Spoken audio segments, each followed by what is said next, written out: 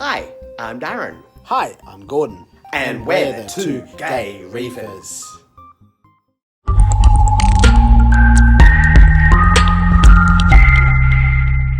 Hey reefers, today we're going to start our journey relaunching Reefzilla. It's been a long time since we've been able to do anything with Reefzilla. That's why there hasn't been any updates on Reefzilla in the last 3 months. Obviously, if you haven't watched the other videos, check them out up here somewhere. We lost 4 fish. We had some major setbacks.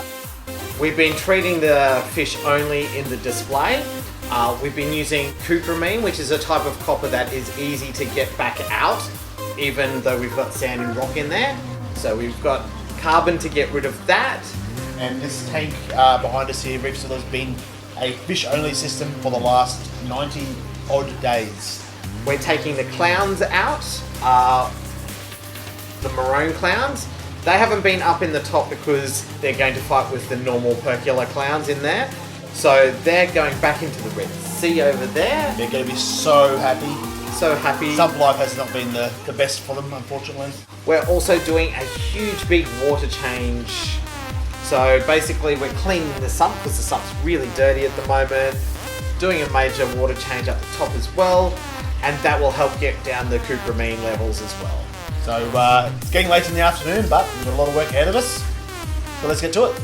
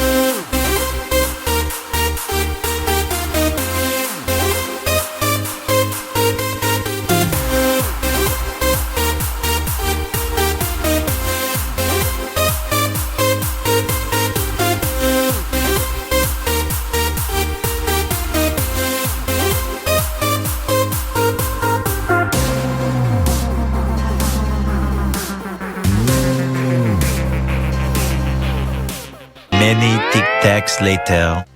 Hey guys, so it is the next week. I'm going to make this very quick because we have a storm coming over and the volume's going to get really it's going to get really hard for you guys to hear me. You know we've just done a massive big water change last weekend. It was about 500 odd litres in a 700 litre system, so it was a fairly big water change. We did a big clean out of the sump.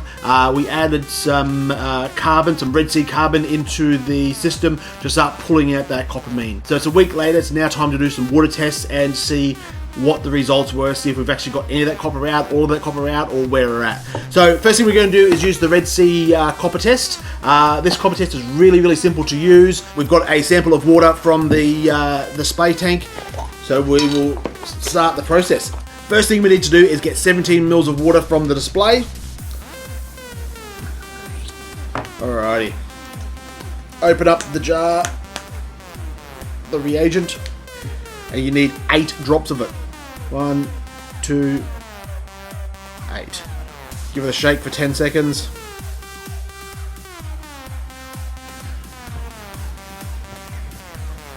Alright, so I'm reading this as still having a little bit of copper in the system. It is probably somewhere around the 0.15 parts per million. We're definitely in the orange, not in the yellow or the pink. So we've still got a little bit of copper in the system, which is to be expected. It's only been a week with the carbon running. It's just a case of riding it out and see how long it takes to get this copper out of the system. So the Red Sea is churning along quite well. We do have a little bit of algae in the back corner there, but it's slowly disappearing as we fix up the levels from the holidays. We have a few new corals just up the top here. We have a lovely fluoro green pocky and a gorgonian, which are quite nice.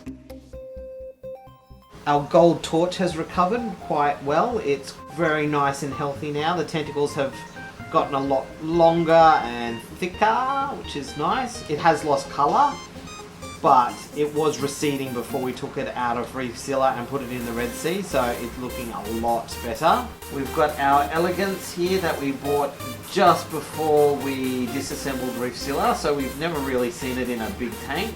We have Jamie, our little clown there, enjoying his crisper anemone.